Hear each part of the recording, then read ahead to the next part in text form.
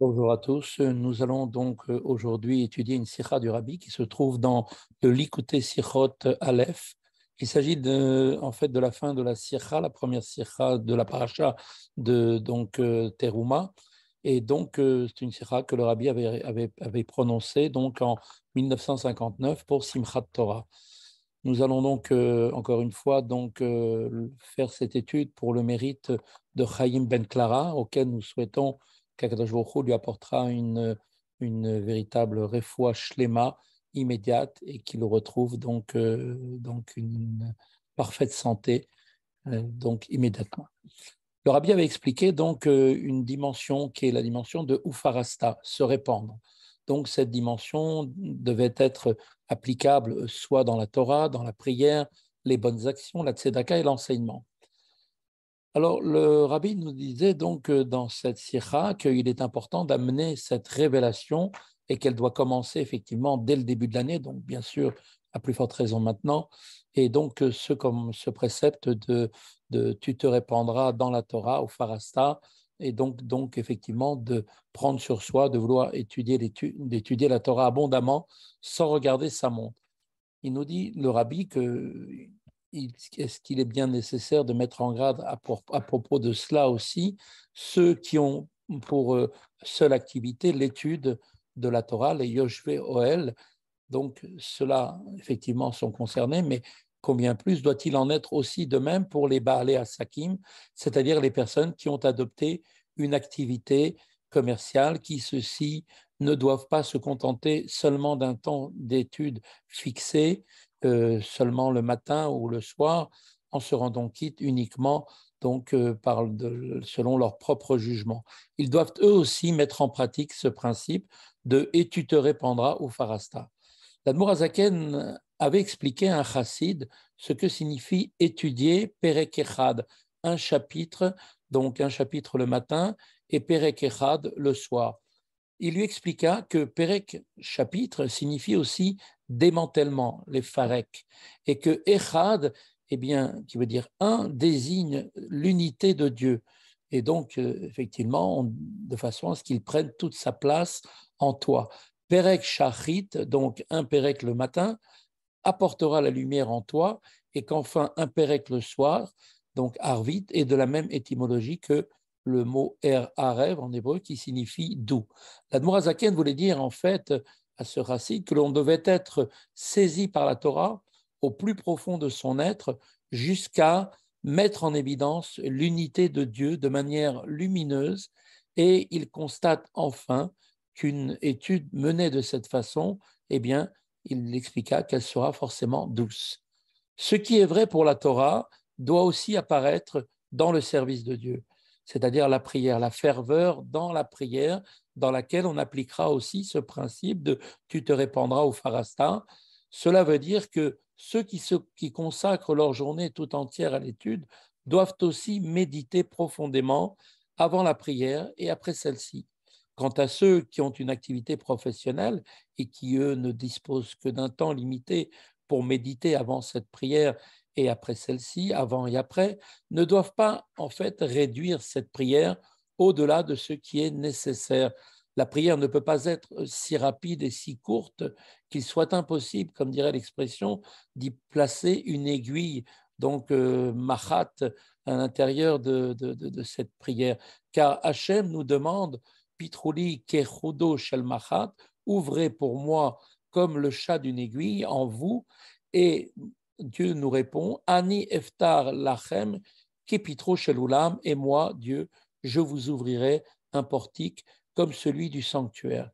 Concrètement, de la même façon que l'on peut en quelques minutes gagner beaucoup plus d'argent qu'en de nombreuses heures, toute proportion gardée bien sûr, il en est de même pour la prière. Concrètement, celui qui dispose que de peu de temps pourra y consacrer toute sa ferveur. Alors, Dieu lui accordera la réussite, de sorte qu'en ces quelques instants, eh bien, il obtiendra un résultat considérable. La prière, comme nous le savons, est un moment d'élévation, ratso, à partir de laquelle il faut tirer l'application du précepte et tu te répandras au farasta, également pour les bonnes actions, donc Gemilut Rasadim, et c'est là le sens de l'expression ceux qui la soutiennent sont heureux. Tomche Meushar, qui fait en fait référence aux personnes qui financent l'étude de la Torah dans les yeshivot et autres. Y consacrer le 10e de ses revenus, comme nous le savons, est une obligation. Il a même été d'ailleurs instauré à Ousha d'en donner le 5e dans ce but, Ousha étant une ville qui était en Babylonie, ou même un peu plus que cela. Mais il est expliqué très clairement dans Y Hatshuva et dans Y HaKodesh, le Tanya du Rabbi Admoazaken, que c'est là un moyen de réparer, la Tzedaka est un moyen de réparer tous les événements malencontreux, en fait, de faire disparaître toutes les fautes et tous les manquements. Combien plus une telle situation est-elle souhaitable aussi dans d'autres domaines. On raconte d'ailleurs à ce sujet que le Baal Shem Tov lui-même consacrait plus qu'un 5e de ce qu'il disposait à la Tzedaka. Alors on lui objecta l'affirmation de nos sages selon laquelle il est dit au-delà d'un 5e, c'est-à-dire donc un maaser, c'est-à-dire donc le 5e, eh bien, il s'agissait d'un gaspillage. Comme il est dit dans le verset, Al yibazbez yoter michomesh. Un homme ne doit pas gaspiller plus qu'un 5e. Le Baal Shem Tov répondit que bisbouz, gaspillage, était de la même étymologie que le mot biza, qui veut dire le butin.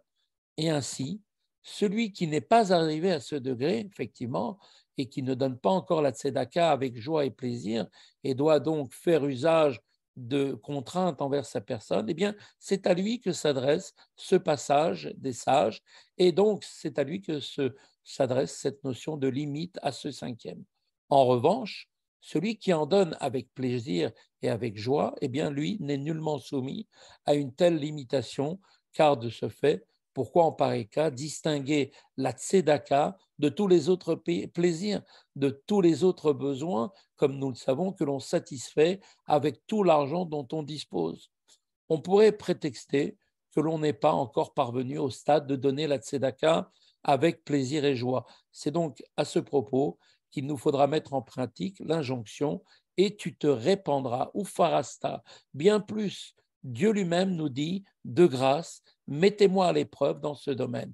Et lorsque l'on a effectivement la conviction qu'il en est ainsi, on peut beaucoup plus facilement éprouver du plaisir et de la joie dans l'accomplissement de cette mitzvah. Il nous faudra aussi mettre en pratique aussi, et tu te répandras au farasta lorsque l'on travaille pour une institution sacrée. On attend des élèves de la yeshiva qu'ils ne regardent pas la montre quand ils étudient la Torah. Il doit en être également de même pour les enseignants. Ceux-ci aussi ne doivent pas se considérer comme des salariés redevables de quelques heures envers cette institution.